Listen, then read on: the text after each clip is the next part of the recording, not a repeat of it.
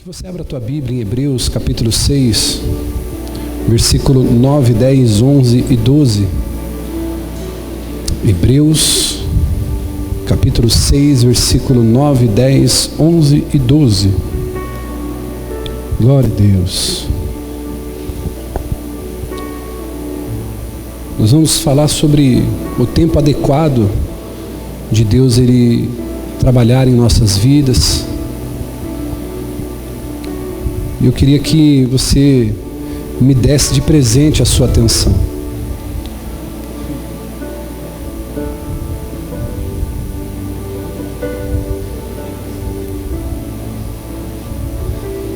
Glória a Deus.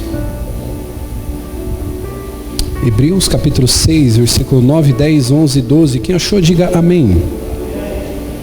Diz assim o texto: amados, mesmo falando dessa forma, estamos convictos de coisas melhores em relação a vocês, coisas próprias da salvação. Deus não é injusto. Olha aqui para o telão, a versão é a mesma com a que eu estou lendo. Versículo 10. Eu vou contar até 3, nós vamos ler bem alto e bem forte. 1, 2, 3. Deus não é injusto.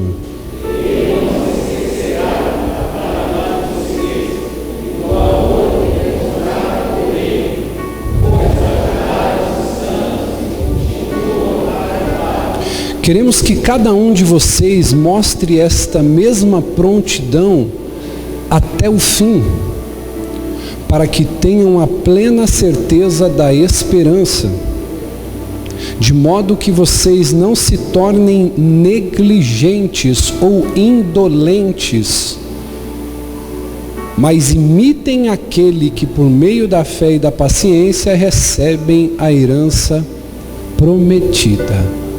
Amém? Tome seu assento.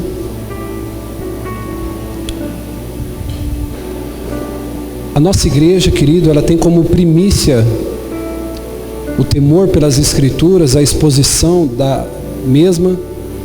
Então nós não temos o costume de se levantar durante a palavra, de ficar transitando, até porque nós entendemos que esse é o momento mais solene do culto. Então eu queria fazer esse pedido a você preste muita atenção na palavra, evite ao máximo andar, se levantar, e já nós terminaremos. Você vai poder ir ao banheiro, beber água, tá bom? Evite conversar também, evite atrapalhar a pessoa que está do seu lado, porque às vezes a palavra ela pode, às vezes não, a palavra com certeza ela pode libertar a vida dessa pessoa que está do seu lado. Então toda atenção nesse momento ela é muito importante, amém? Esse texto que a gente acabou de ler, ele me chama a atenção no versículo 10, pois ele diz que Deus não é injusto. Deus ele não esquece do trabalho que a gente faz para Ele e do amor que a gente tem pela obra dEle e pelos santos que fazem a obra dEle. Por isso que Jesus ele vai dizer que aquele que der um copo de água a um profeta, ele certamente será abençoado com um galardão de que um profeta receberá. O escritor de Hebreus, ele lembrou que Deus ele não se esquece da sua obra. A obra de Deus na terra é uma das coisas mais importantes e caracterizada pela igreja de Cristo. No entanto, quando nós atravessamos, diaconisa Juliana, tempos difíceis na nossa vida, nós tendemos a acreditar de que fomos abandonados por Deus. Quero que você redobre sua atenção nessa introdução, porque isso é muito importante. Deus ele não se esquece da sua obra. A Bíblia diz que uma mãe que amamenta, e eu já preguei sobre isso aqui, ela pode crescer um filho. A Bíblia diz, ainda que uma mãe que amamente, ela pode esquecer o seu filho, todavia eu, Senhor, não me esquecerei de ti. Se Deus não se esquece de você, não se esquece da obra, por que em alguns momentos da nossa vida nós nos sentimos abandonados por Deus? Eu vou explicar para você por quê. Porque a nossa mente, a nossa realidade, ela nos engana. O sofrimento nos leva a crer no abandono. Talvez num momento difícil que você atravessou na sua vida e ninguém te ligou, ninguém te mandou uma mensagem, ninguém perguntou como você estava, você se sentiu abandonado, você se sentiu esquecido. E Esses tempos difíceis, eles às vezes fazem a gente se sentir como Deus se tivesse esquecido de nós. Mas a verdade, queridos, é que Deus, ele não tem uma mente como a mente humana. Deus, ele não tem os neurônios como o neurônio do ser humano. Deus não tem um córtex cerebral como o ser humano tem. Embora nós somos a imagem e semelhança do Altíssimo, Ele é Deus e nós somos criação. E eu quero examinar com vocês aqui hoje alguns casos em que Deus, ele se lembrou de certas pessoas. Só que quando nós falamos que Deus se lembrou de alguém, nós vamos ver aqui nos textos sagrados que a Bíblia diz: Deus se lembrou de Noé, Deus se lembrou de Abraão, Deus se lembrou de Rebeca, Deus se lembrou de Lia. O contexto interpretativo não é de que Deus se esqueceu, porque Deus não tem como esquecer. Então, quando nós falamos que Deus se lembrou, não é o fato de que Deus esqueceu de alguém. Não é que o fato de que Deus se esqueceu da pessoa, se esqueceu das promessas que Ele fez para essa pessoa. Mas quando diz que Deus se lembrou, quer mais dizer que Deus entrou em ação no tempo dele. Eu vou repetir isso aqui para você. A Bíblia, quando diz que Deus se lembrou de Abraão, se lembrou de Isaac, de Jacó, Deus se lembrou de Noé. Não era que Deus tinha esquecido desses homens, é que Deus, no tempo adequado, entrou em ação a favor dessas pessoas. Eu quero que você olhe para quem está do seu lado e diga assim: Deus não se esqueceu de você. Ele só não agiu no seu tempo. Porque a sensação é essa, pastor. Bispo, eu estou sofrendo tanto, está doendo tanto. Aonde está Deus? Deus continua lindo, bonito, cheiroso e altíssimo lá em cima no trono de glória. Ele só não agiu no seu tempo. Ele só não agiu na maneira que você queria. Ele só não agiu no tempo que você desejava. E isso caracteriza para nós, Márcio, uma sensação de abandono. Porque Ele não fez no nosso tempo. Então por isso que o tema de hoje é: o tempo adequado pertence a Deus. Amém? Então, eu quero refletir com você aqui, que esses homens que nós vamos falar aqui, eu quero falar sobre o primeiro homem chamado Noé, tem o propósito de nos encorajar, para nos fazer entender que Deus não se esqueceu de nós, e que Ele nos recompensa se nós formos fiéis e obedientes a Ele. Então, por que existe hoje um problema na comunidade evangélica em geral, de pessoas que transitam de uma igreja para outra? Porque são pessoas que se firmaram em promessas de homens, são pessoas que se firmaram em promessas que Deus não fez a elas, mas homens fizeram. E essas pessoas se frustram. E essas pessoas não veem Deus cumprir aquilo que homens prometeram. E Deus não tem compromisso com a palavra aleatória. Deus tem compromisso com a sua palavra.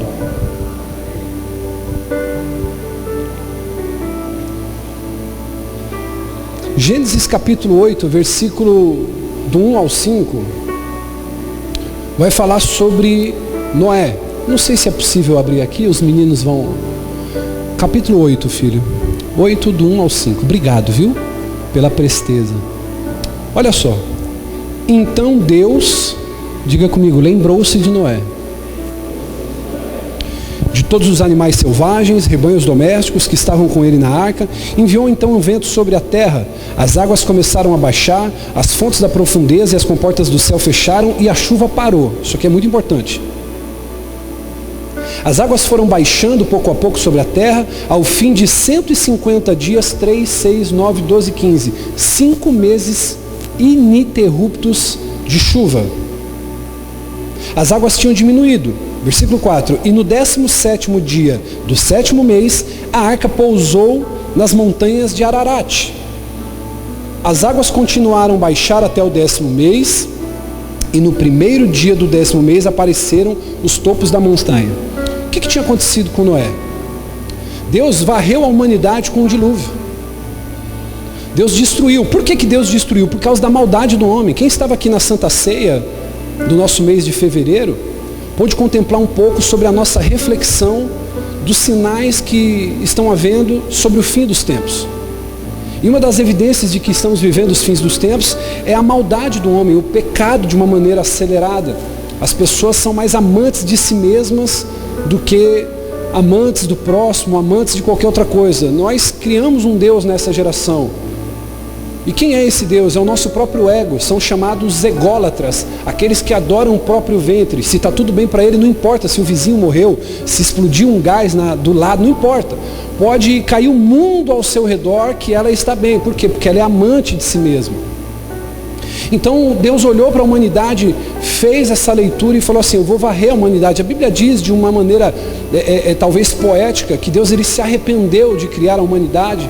E esse não é o contexto exato, nem quero entrar no mérito disso, mas a Bíblia diz que ele vai varrer então a humanidade. Agora, preste atenção, eu fico pensando numa coisa: por que só Noé foi salvo?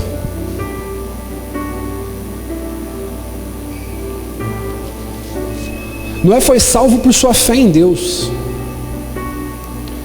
A Bíblia diz que Noé, ele era uma pessoa obediente. E a obediência em si, ela não é a maior essência de um relacionamento com Deus. Preste atenção nisso. A obediência não é a essência do seu relacionamento com Ele. A obediência é uma evidência de que você se relaciona com Ele. Então a obediência a Deus não é uma característica de obrigação de relacionamento com Ele, diácono Girley, não. A obediência a Deus caracteriza essa relação que eu tenho com Ele. Então quando eu me relaciono com Deus, quando Deus de fato é o Deus da minha vida, uma evidência que paira sobre mim é a evidência de que eu sou obediente. Então isso evidencia meu relacionamento com Ele. Você quer saber se uma pessoa teme a Deus? Posso falar isso aqui? Bispo, eu quero saber se um homem é um homem de Deus, se ele é uma mulher de Deus. Não é o quanto ela estuda, não é o quanto ela conhece do grego, não é o quanto ela conhece de palavras hebraicas, mas é o quanto ela está disposta a obedecer. Isso evidencia. Então, Deus ele vai varrer a humanidade. Noé acha graça aos olhos de Deus, e aí Deus ele dá então a Noé uma missão. Ele chama: Noé, eu vou varrer a humanidade. Pecado do ser humano já não tem mais jeito. É só fazer o mal e pensar no mal. Então eu vou destruí-los. Você vai fazer uma arca. Fica tranquilo, essa arca vai demorar 120 anos para ficar pronta. Foi esse o tempo que Noé demorou para construir a arca, 120 anos. E durante esse tempo você vai ter para pregar, você vai ter para anunciar, você vai ter para dizer que vai vir um grande castigo sobre a humanidade. E a Bíblia então vai dizer que Noé começa a construir essa arca. Aí, queridos, o que aconteceu quando Deus se lembrou de Noé? Veio o dilúvio, Noé construiu a arca, choveu 120 dias, 5 meses de chuva, e aí então começa a inundar, Deus ele varre a terra, só que a Bíblia diz que Deus se lembrou de Noé, no capítulo 8, versículo 1 em diante, que a gente acabou de ler. Então as águas começaram a diminuir, quando Deus se lembra de Noé, e a arca se deteve nas montanhas de Ararat. E aí então Noé e a sua família finalmente conseguem sair da arca. Diga amém. Qual é a lição que esse texto sobre Noé ele traz para a gente? A primeira coisa, querido, Deus ele se lembra da nossa fé e obediência a Ele. Deus não é injusto, Ele se lembra. E Noé é um exemplo de fé para nós. Hebreus capítulo 11, versículo 7, está escrito: pela fé, Noé, quando avisado a respeito das coisas que ainda não se viam, movido por um temor, construiu uma arca para salvar a tua família. Por meio da fé, ele condenou o mundo e se tornou herdeiro da justiça, que é segundo a fé.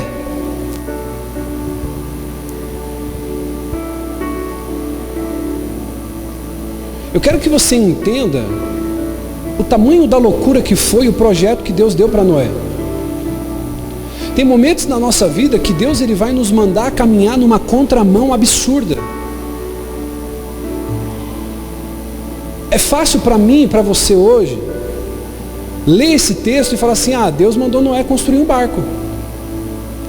Porque nós somos uma geração contextualizada, nós sabemos o que é o Titanic, nós sabemos o que é a MSC, uma grande empresa turística que faz aquelas viagens, aqueles pacotes internacionais que você viaja dentro de um barco, com aqueles show de Roberto Carlos, show de Wesley Safadão, não é? Esses grandes nomes da música brasileira.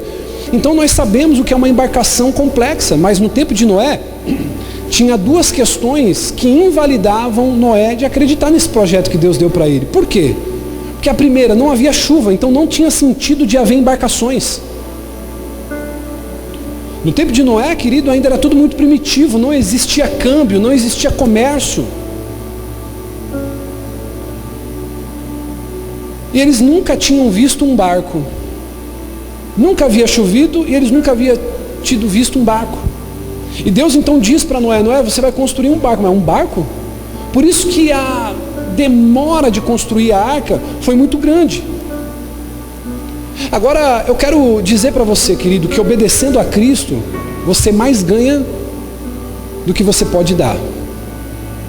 Toda vez que eu decido obedecer a Cristo, eu vou mais ganhar dele do que eu posso dar a ele. Porque perceba que Deus ele diz para Noé assim, Noé, existe um grande castigo e tem uma obra para que você venha fazer. E o problema que eu percebo hoje na nossa geração é que as pessoas elas querem aquilo que Deus pode dar, mas elas não querem se comprometer com aquilo que é importante para Deus.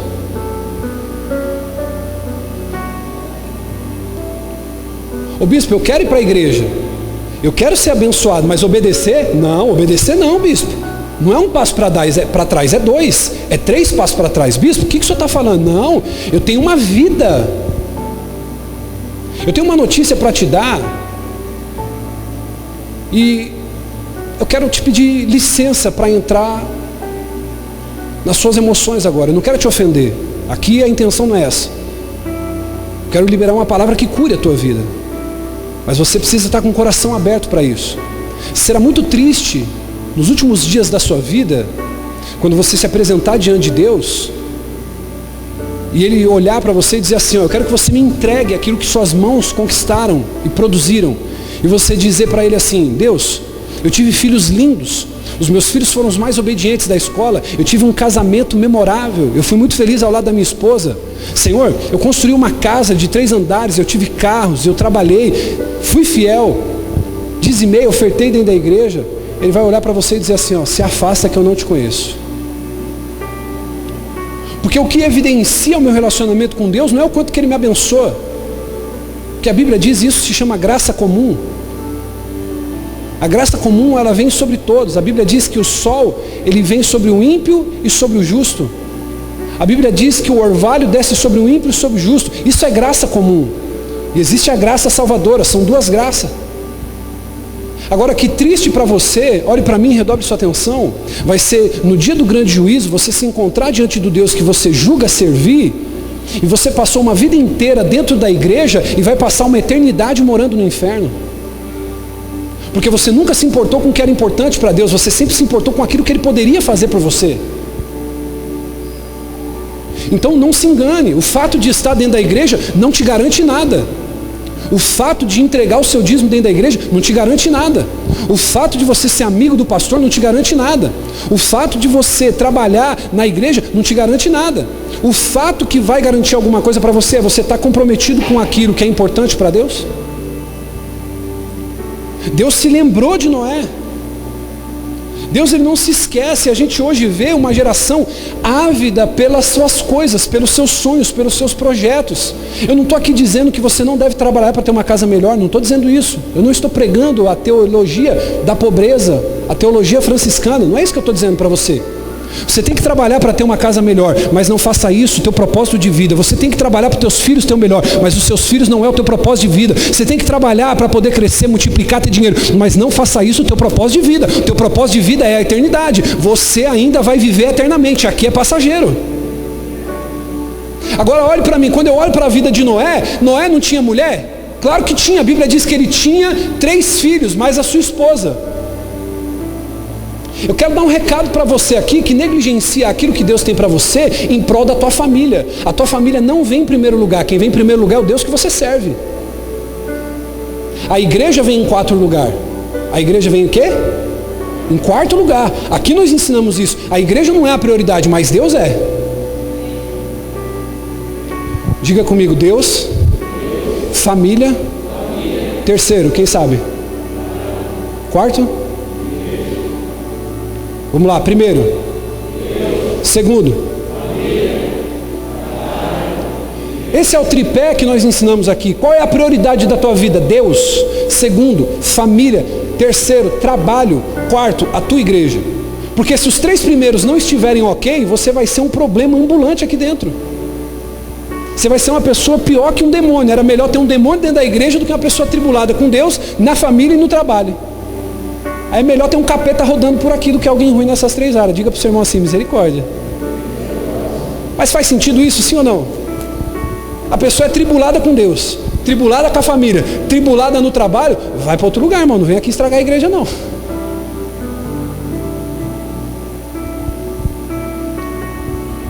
Deus olha para Noé e fala assim, Noé, posso falar isso?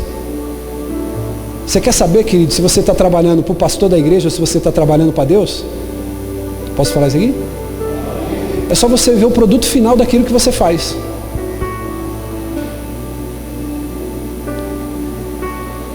Tem pessoa que está resistente com o encontro com Deus. Eu digo porque você está resistente, porque você é preguiçoso, porque você é frio espiritualmente, porque você é carnal.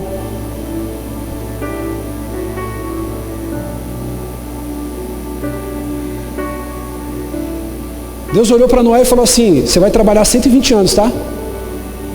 E essa arca é bem grande. E Noé poderia ter falado assim, mas calma aí, você quer que eu vou trabalhar 120 anos? Para esse monte de gente aí que está pecando? É. Você quer que eu deixe de ter momentos com a minha família para construir a arca? E Deus falou para Noé, é. A evidência de que eu estou trabalhando para Deus e não para homens é que o produto final sempre vai ser a respeito de alguém, nunca a meu respeito. O evangelho nunca foi a seu respeito. O evangelho sempre foi a respeito do perdido. Depois que Jesus te encontrou, te salvou, não se trata mais de você. Você não é o alecrim dourado que nasceu no campo sem ser semeado. Amém? Olha para quem está do seu lado assim, não se trata de você mais. Se trata dos perdidos. Ei, Jesus não se entregou numa cruz para dar um jeitinho na tua vida, irmão. Ele se entregou numa cruz para salvar você da perdição eterna. A Bíblia diz em Tiago, do que se queixa o homem? Dos seus próprios pecados. Tem pessoas que entraram com problemas, crise amorosas aqui essa noite. Deus não tem culpa. Se você não foi inteligente para fazer a tua escolha, você escolheu a tua mulher pela coxa, você escolheu a tua mulher pelo seio, você escolheu a tua mulher pelas luzes, você não escolheu ela pelo caráter.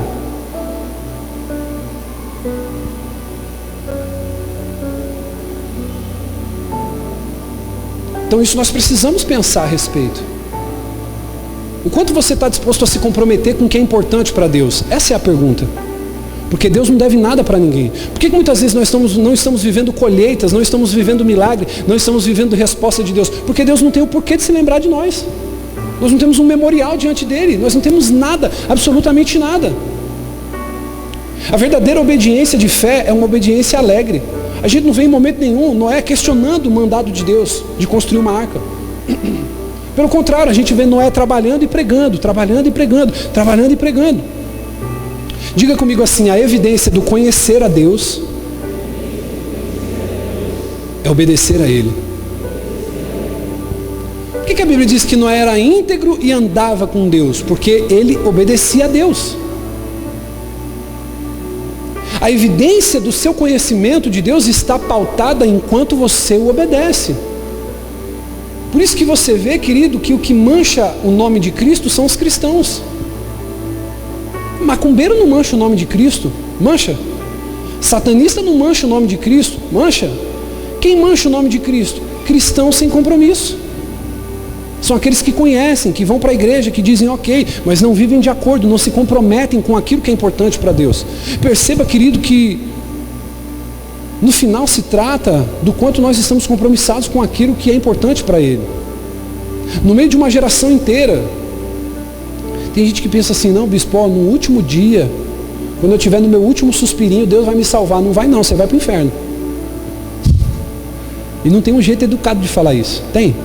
Se tiver um jeito educado, você me fala no final do culto que da próxima vez eu prego do jeito que você me ensinar. Não tem como, irmão. Nós estamos aqui em quantas pessoas? 80 pessoas? Não sei, 70 pessoas? Se 5 aqui for para o céu, é muito. E isso me assusta, irmão. Eu quero estar no meio desses 5. Quem quer estar no meio desses 5 aí? Olha para o teu irmão e diga assim, eu, hein? Ô bispo, você está falando sério? Seríssimo. Ô bispo, 5 é muito pouco. Não é não, irmão. Você já parou para pensar sobre isso? No meio dessa multidão que está aqui, se Jesus salvar 5 é muito? Por quê, bispo? Porque a Bíblia diz que quando ele mandou o dilúvio, ele só salvou um justo. Diga comigo, Noé. E no meio de uma humanidade, Deus salvar uma pessoa, irmão, é pouca gente demais. E a Bíblia diz que ele só salvou os seus filhos e os familiares por amor a Noé. Porque eles não tinham para onde ir, eles tinham que obedecer o pai e entrar na arca. Foram salvos pela obediência. Lembra de Sodoma e Gomorra? O que Deus falou para Abraão? Abraão, se tiver 5 justos na cidade, eu não vou destruir. O que aconteceu com a cidade?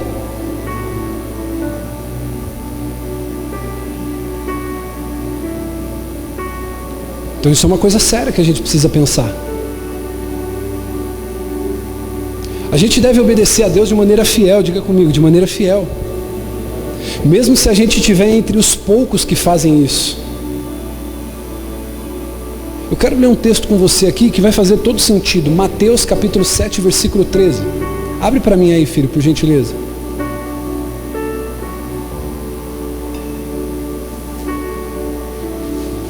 Olhem para o telão comigo aqui e vamos ler.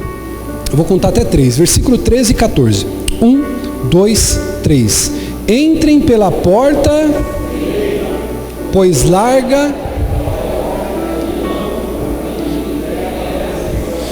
e são muitos os que entram.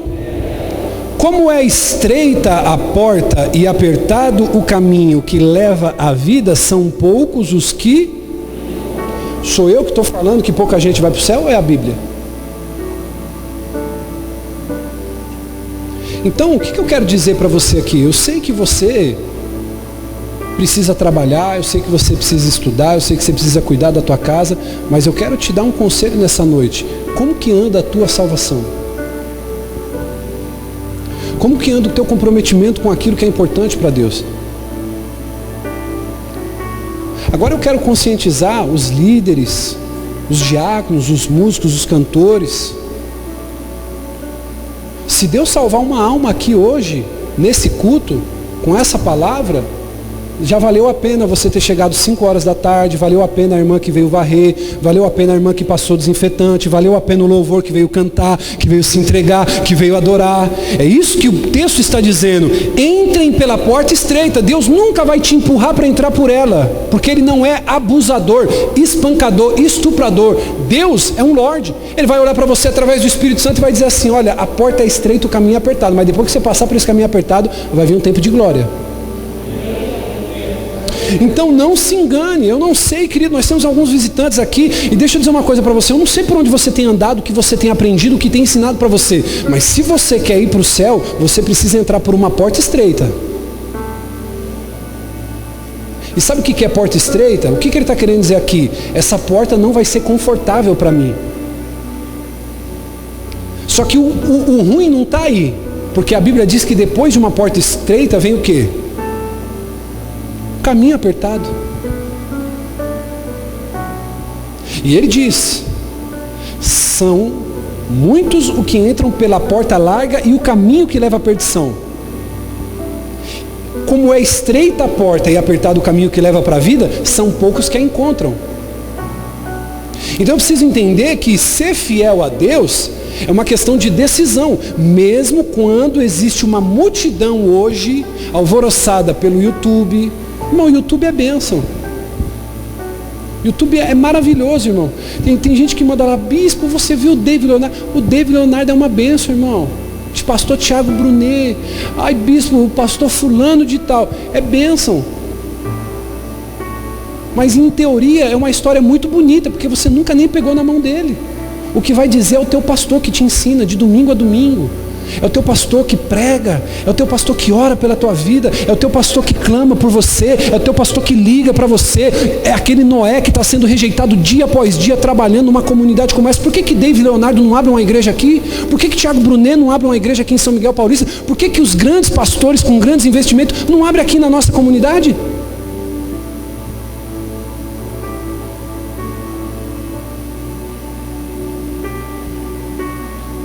Então você tem que honrar o Noé de São Miguel Paulista, o Noé do Jardim Helena, o Noé do Vila Mara, que são homens e mulheres que estão abrindo mão dos seus casamentos, muitas vezes, dos seus sonhos, daquilo que eles poderiam conquistar para poder edificar uma arca para você estar dentro dela. Você já parou para pensar nisso? Olha como é que nós estamos todos sentadinhos, bonitinhos, um do lado do outro. Tem alguém pagando um preço, querido, para essa arca estar sendo construída, para que você e a tua família embarque nessa com destino ao céu. Então o mínimo que eu posso me fazer é me comprometer com aquilo que é importante para Cristo. Me comprometer.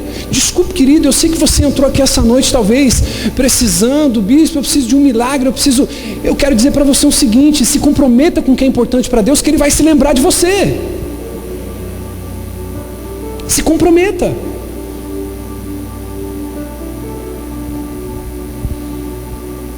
Tem uma frase, querido, de João Calvino, que ela é muito poderosa. As ovelhas de Cristo são marcadas na orelha e na pata, porque elas ouvem a sua voz e o seguem. Então eu preciso seguir, eu preciso caminhar por esse caminho de obediência. Agora tem uma frase aqui de um teólogo francês, que se você puder anotar ela, nós vamos liberar tatuagem hoje nesse culto. Se você fazer essa frase aqui, está liberado. Aquele que obedece sinceramente se esforça para obedecer totalmente. Aquele que obedece sinceramente se esforça para obedecer totalmente. Ô filha, de repente se você quiser mudar de lugar, tiver meio frio aí, tá bom para criança? Senta um pouquinho mais lá para trás, tá? Fica à vontade, tá bom? Se você quiser se levantar aí. Amém, queridos? Aquele que quer obedecer de maneira sincera, não quer dizer que tudo que disser para ele vai ser fácil, mas ele vai se esforçar para obedecer totalmente. É um esforço. Agora, para poder encerrar essa parte aqui do sermão, essa aqui vai machucar um pouquinho, mas eu posso falar isso aí? A gente não pode descansar nas promessas de Deus sem obedecer aos seus mandamentos. Tem gente que diz assim: quem tem promessa de Deus não morre, não. Morre, o infeliz morre. Quem tem promessa morre. Está cheio de gente com promessa morrendo. Morre. Muita gente boa está morrendo, morre. Até porque aos olhos do Senhor é preciosa a morte do justo.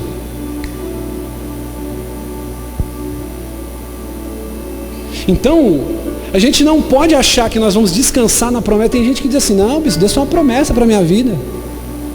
A pessoa não tem compromisso com aquilo que é importante para Deus e diz: não, Deus vai me abençoar, Deus vai mudar. Será que Deus pode se lembrar de você nessa noite? Como Ele se lembrou de Noé?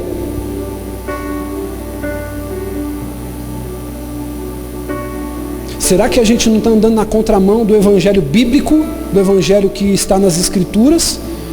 E nós estamos indo em derrocada com o evangelho sabor de mel, que está sendo pregado por uma geração de pastores sem comprometimento bíblico, que quer ver a igreja cheia, quer ver a igreja inchada, mas não quer ver a igreja convertida. Nós precisamos parar para refletir sobre isso. Aquele que obedece sinceramente, ele vai se esforçar para obedecer totalmente. Olha para mim aqui e redobre sua atenção. Quero dizer isso aqui mais uma vez. Como será triste passar uma vida inteira dentro da igreja e morar a eternidade no inferno. Como será triste. Porque tem pessoas que passam uma vida dentro da igreja sem se comprometer com aquilo que é importante para Deus. Quando eu olho para a vida de Noé, Não teria como Deus esquecer Noé dentro daquela arca. Me pergunte, por quê, bispo? Porque Noé, para construir a arca, sacrificou o casamento, sacrificou os filhos, sacrificou seus sonhos, sacrificou seus projetos. A pergunta que eu quero fazer para você aqui: o quanto você tem se anulado para aquilo que é importante para Deus? Deixa eu fazer uma pergunta para você, deixa eu melhorar aqui. Você tem apacentado o coração de quem, meu irmão? Quem são as pessoas que você liga? Quem são as pessoas que você ora? Quem são as pessoas que você se preocupa? Deixa eu te fazer uma pergunta aqui. Orar já é uma dificuldade, não é, irmão? Agora deixa eu te fazer uma análise junto com você. Como tem sido a sua oração? Deus me dá, Deus eu quero, Deus eu preciso. Você tem orado por quem? Você tem orado para Deus te converter de verdade, para você se comprometer, para você ser fiel à igreja que você participa, para você ser um membro atuante do corpo de Cristo, para você ser alguém que de fato anula a tua vida. Eu não estou dizendo, querido, aqui que você não deve honrar teu casamento, honrar tua vida financeira, tua vida profissional. Eu não estou dizendo isso. Só que ela não é o propósito da sua vida. Porque tente pensar comigo aqui, querido, quando você for se apresentar diante de Deus no último dia. Se hoje você tivesse que prestar contas a Deus da sua vida, quais são os frutos que você entregaria? Jesus amaldiçoou uma figueira estéril porque ela não tinha frutos, ela era estéril. Jesus abomina a esterilidade. E ele amaldiçoou, aquela figueira secou, ela não deu frutos. Aí eu pergunto para você, quais são os frutos que você está nas suas mãos hoje para apresentar ao Deus, ao Senhor da sua alma?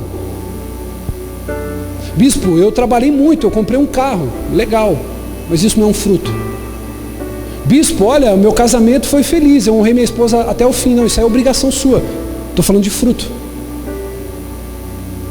Quais são os frutos que nós temos para apresentar para Deus? A Bíblia vai dizer de um segundo personagem chamado Abraão. Deus se lembrou de Abraão. O que tinha acontecido com Abraão? O Senhor apareceu para Abraão e falou para Abraão assim: olha, eu vou destruir Sodoma e Gomorra. Por quê? A história se repete, irmão. Por que Deus ia destruir Sodoma e Gomorra? Por causa do pecado, por causa do coração malvado.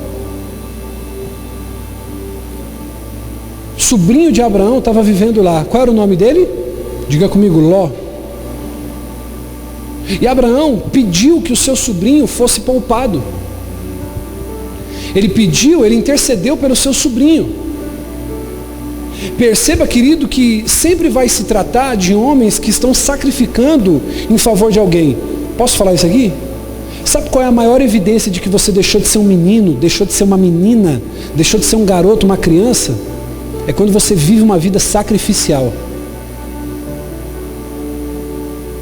Enquanto você vive uma vida de eu quero, eu quero, eu quero, eu quero, você ainda não deixou de ser um garoto, você não saiu das fraldas ainda.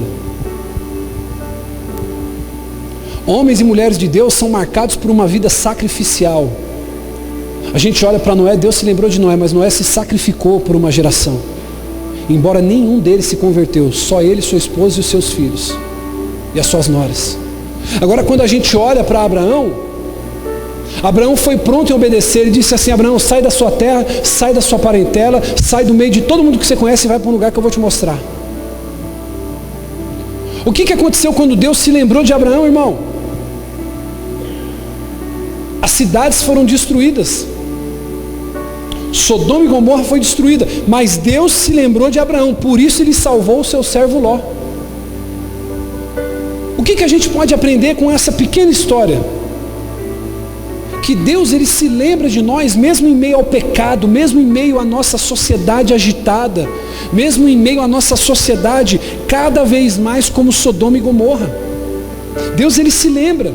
Nós vivemos hoje, querido, em meio a uma geração perversa, maldosa, violenta, opositora às pessoas piedosas.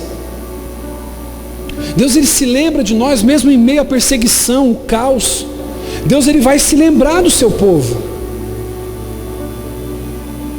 Só que ele se lembra de nós quando a gente está disposto a se importar com aquilo que é importante para ele.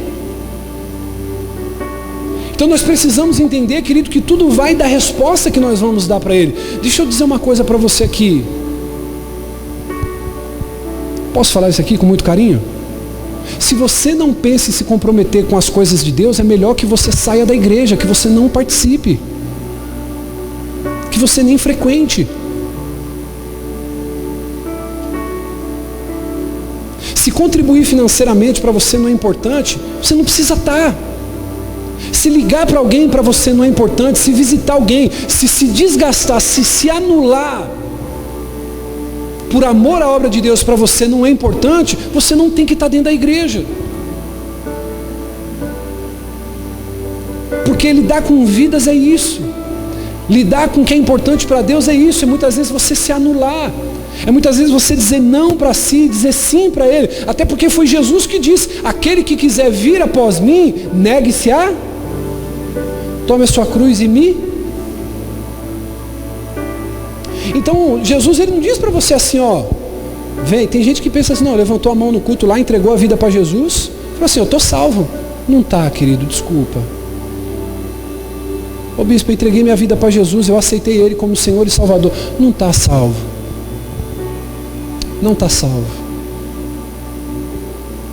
Já ensinei isso aqui já. Existe uma doutrina bíblica chamada regeneração. Quem já se cortou aqui alguma vez? Quando você se corta, o que acontece? Quando você passa uma pomada, cura na hora? Não, é a mesma coisa o pecado, irmão. Nós vamos sendo regenerados. Então você mentia, você vai deixando de mentir. Você roubava, você não rouba mais. Você começa a trabalhar, você ajuda o cara do farol, você dá um trocado para o garçom, você dá uma gorjeta para a garçonete, você começa a ser uma pessoa generosa. Você vai sendo regenerado. E por que é difícil, querido, nós entrarmos pela porta estreita e pelo caminho apertado? Porque nós estamos vivendo em meio a uma geração que escolhe entrar pela porta larga. Quantos amigos que você conhece, querido, que dizem que são cristãos, mas você diz, poxa, não tem testemunho. A vida não condiz com aquilo que fala. A pessoa diz, eu sou da igreja, e no domingo ela bebe o corpo e o sangue de Cristo, simbolizado pelo cálice. Ela toma a ceia, mas na segunda-feira, na sexta, no sábado, ela está tomando lá a sua cerveja, ela tá chapando coco. No domingo ela usa os seus lábios para adorar a Deus, mas na segunda-feira, ou nem na segunda-feira, quando ela sai da igreja, quando ela vai comer aquela pizza, quando ele vai para aquele momento de comunhão, ela empresta a língua para ela, para o diabo, para poder falar mal, para poder fazer fofoca, para poder disseminar, para poder fazer contenda.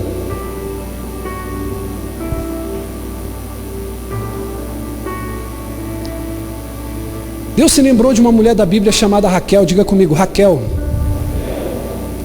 O que tinha acontecido com Raquel? Qual é a história de Raquel, bispo?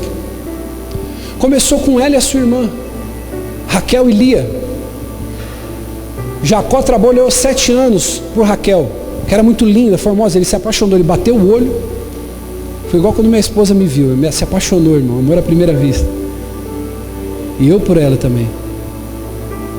Só que aí, o seu sogro o enganou. E quando ele casou e foi para ele ir para a lua de mel, se é que você me entende, ele mandou a filha Lia. E Lia, ela era uma mulher de gentil aspecto. Diga, ô glória. A Bíblia, até para chamar alguém de feio, é elegante. Tá bom para perceber? Porque a Bíblia vai dizer, filha, que Lia, ela tinha um probleminha nos olhos, não sei se é vesga, alguma coisa assim. E aí ela era meio feinha. Só que a Bíblia diz assim, e Lia era de gentil aspecto. Olhe para alguém aí que tem o gentil aspecto do seu lado aí, veja aí a beleza dele. Essa pessoa que está do seu lado aí é bonita ou tem um gentil aspecto, irmão?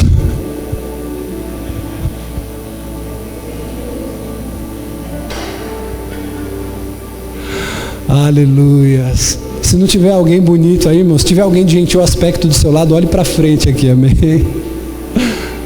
Oh, meu Deus do céu, perdoa. Amém, irmão? O que aconteceu com ela? Raquel, ela tinha que disputar o seu marido com Jacó, o seu marido com Lia. Raquel e Lia se casaram com Jacó.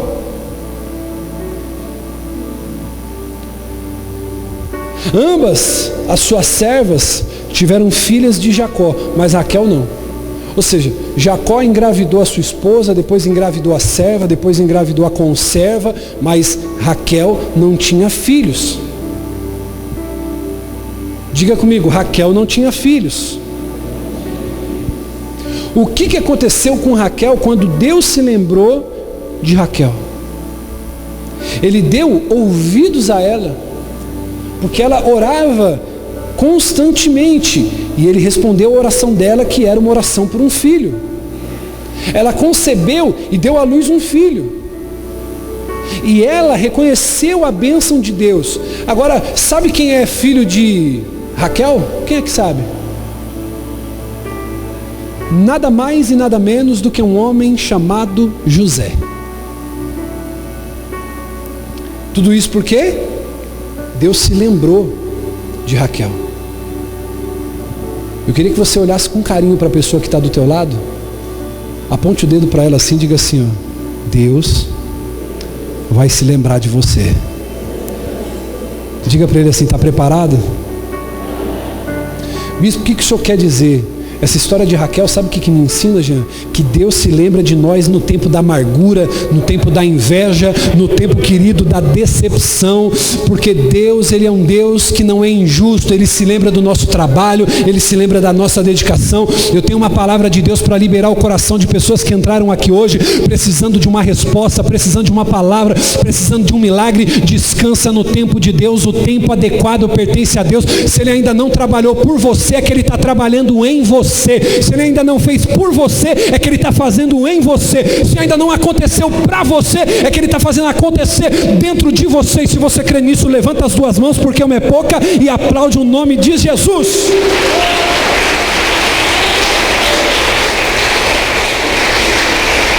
Ah, meu Deus!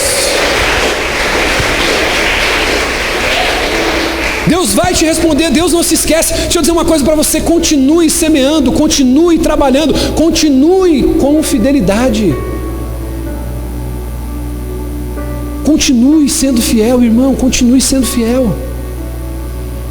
A nossa maior dificuldade, eu posso falar para você aqui, diante de Deus, diante do Espírito Santo, com a Bíblia na mão, eu vou confessar para você aqui hoje qual é a minha maior dificuldade como pastor. Diante de Deus, minha maior dificuldade não é pregar, minha maior dificuldade não é o dinheiro, não é a fama, não é o sucesso. A minha maior dificuldade é permanecer. Permanecer. Porque o que a gente vê de pessoas desistindo e naufragando na fé não é mole. Olhe para a pessoa que está do seu lado e diga assim: o desafio é permanecer. Por isso que eu quero encorajar você para te dizer o seguinte: Silvia, Deus não esqueceu de você. Se Ele ainda não trabalhou por você, é porque Ele está trabalhando em você. Você crê nisso? Então Deus, Ele nos ouve. Deus, Ele se lembra de nós. Só que isso não significa, irmão, que Deus vai responder todas as orações da maneira que você quiser. Abre para mim, filho, 1 João, capítulo 5, versículo 14. 1 João 5, 14. Abre aí para você acompanhar. Tem cultos que falam com a gente, irmão. Eu queria te encorajar a trazer, querido, um bloco de anotação, trazer sua agenda, trazer um caderno, fazer anotações, igual a gente tem alguns diáconos aqui, alguns líderes da igreja. Porque às vezes, querido, isso é uma palavra que pode destravar a tua vida.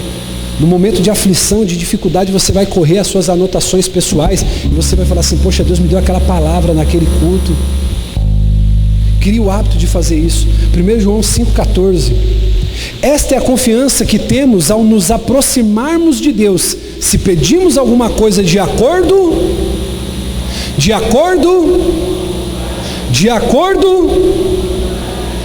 Ele nos ouve. Ele nos ouve.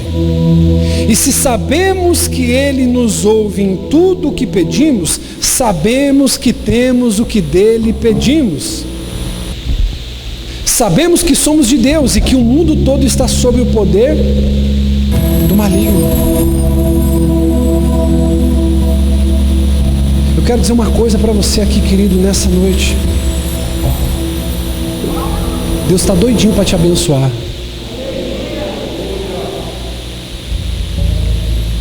Só que Ele precisa se lembrar de você.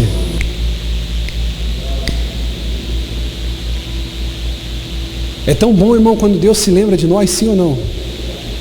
Mas eu preciso fazer a minha parte. Diga assim: eu preciso fazer a minha parte. Para poder encerrar. Lembra quando o povo de Israel estava encarcerado no Egito, vivendo como escravo? Eu tenho uma palavra para você. Talvez hoje você trabalhe com o que não gosta, fazendo o que não quer. Talvez hoje a sua vida ela está totalmente em desacordo com aquilo que você sonhou. Talvez hoje a sua vida está de ponta cabeça. E você está lamuriando sobre o passado. Você fala: bispo, eu era feliz no passado, no meu casamento, com o meu marido, com a minha esposa, com a minha empresa, com o carro que eu tinha. Bispo, a minha vida era tão feliz. O salmista vai dizer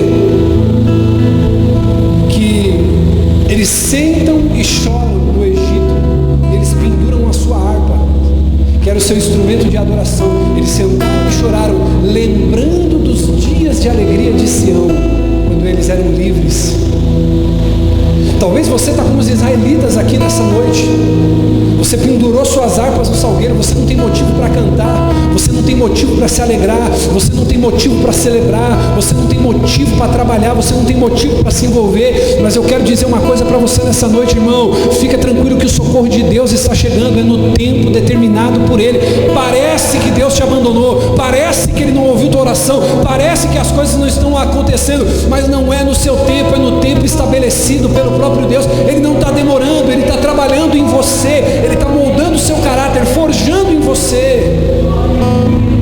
Os israelitas tinham chegado ao Egito para sobreviver à fome. Só que ao longo do tempo eles foram escravizados e oprimidos. E a Bíblia diz que eles clamaram a Deus. O que aconteceu quando os israelitas no Egito oraram a Deus? Deus tomou conhecimento deles. Começou seu plano para libertá-los. Deixa eu dizer uma coisa para você, querido. Enquanto você não importunar o trono da graça, não haverá planos ao teu respeito. Você perceba que Deus, Ele respondeu a oração feita. Às vezes tem pessoas que querem muito que Deus faça. Meu Deus, eu vou falar isso aqui. Ô bispo, eu preciso que Deus Ele coloque a mão no meu casamento. Eu preciso que Deus coloque a mão na minha vida financeira. Bispo, eu preciso que Deus coloque a mão sobre a vida dos meus filhos. Deixa eu te falar uma coisa: o quanto você tem gastado de tempo em oração a Deus.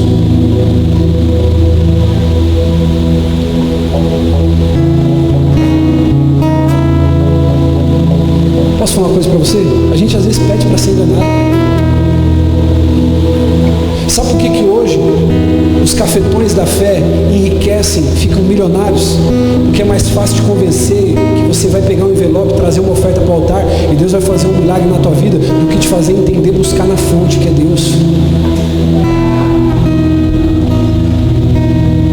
Só tem pastor enganador porque também tem ovelha avarenta demais. Como diz o ditado, o golpe está aí. Cai quem quer. É mais fácil de fazer entender, filho, que você pegar uma oferta de R$500, R$300, R$1.000, o sacrifício do Monte Sinai, a volta do que não foram, o milagre urgente, o culto dos desesperados. Falta pôr um malandro com a porta dos desesperados para você viver um milagre.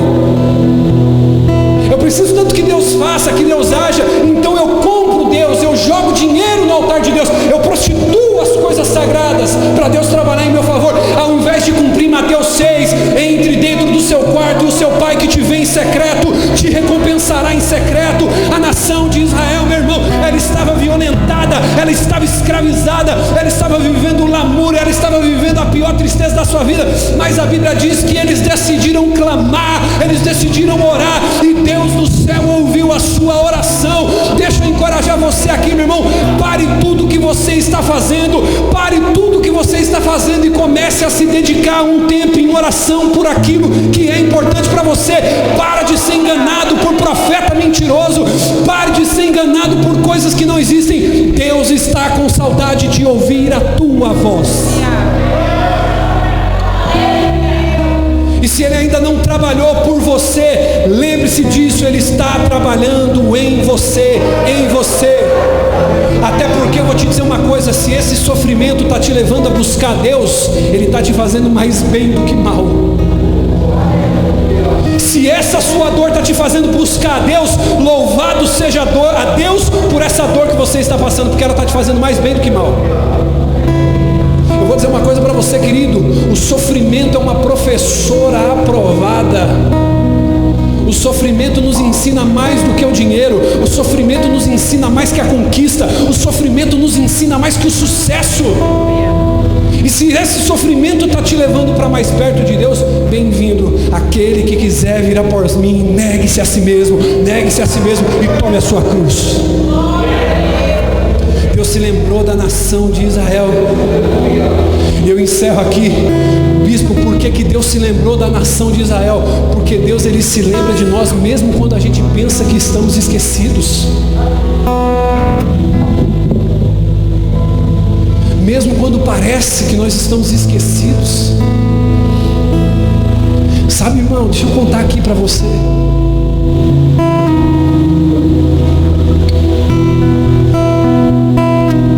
Eu não estou chorando aqui não, irmão, porque eu sou fraco, porque eu estou desabafando. Eu choro porque eu amo sentir a presença do meu amigo Espírito Santo. Toda vez que eu olho para essa igreja, eu vejo que falta alguma coisa, que parece que alguma coisa não vai dar certo. Deus sempre levanta alguém. Toda vez que meu coração é ferido, querido, por alguma ovelha, por algum líder, que acontece alguma coisa, aí tem um departamento da igreja, está indo tão bem, aí tem uma confusão, os irmãos brigam entre eles, aí quem paga é o pastor. Já aconteceu isso, já presenciou, os irmãos brigam, aí depois quem perde é tal área da igreja, que poxa, o irmão trabalhava ali, era uma bênção, só porque ele brigou com o outro, não tinha nada a ver. Quem perde é o pastor, quem perde é a igreja, aí aquela área já não tem mais ninguém para fazer. Deus, Ele cuida de cada detalhe, mesmo quando parece que a gente foi abandonado. Eu me lembro de um dia desses que eu estava indo para as casas de paz, aí eu recebi uma mensagem. Eu falei assim: Deus, é tão difícil, nós estamos gastando tanto, ajudamos famílias, ajudamos pessoas na igreja, estamos no período de reforma. Deus, envia um socorro, por favor, são tantas contas para pagar.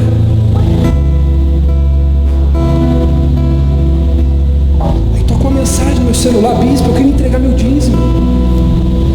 Tem alguém na igreja agora? Eu estava aqui dentro do carro chorando, falando com Deus. Eu falei: Senhor, eu sei que aquelas ovelhas me amam, mas às vezes eu preciso de um colo, eu preciso de um carinho. Parece que eu estou remando sozinho. O bispo, eu queria entregar a minha ajuda. Ele parou o carro aqui, pediu a maquininha, eu deixei ele fazer a contribuição dele. Aí depois passou outra pessoa, falou: bispo, vai pintar a igreja, eu não consegui ajudar ainda. Posso fazer uma doação de uma lata de tinta? Eu falei: querido, você tem que pedir para pecar, para você doar uma lata de tinta. Não precisa pedir não, irmão, deixa Deus te usar. Isso, o que o senhor está querendo dizer aqui? Eu estou querendo dizer de experiências minhas que eu estou vivendo. Deus, Ele não se esqueceu de você. Ainda que pareça que você está abandonado, Deus está do seu lado. Parece que Ele te abandonou, parece que Ele não te respondeu, mas deixa eu dizer uma coisa para você: o deserto é a escola de Deus. Eu sinto uma unção aqui, irmão, o ar está diferente aqui dentro.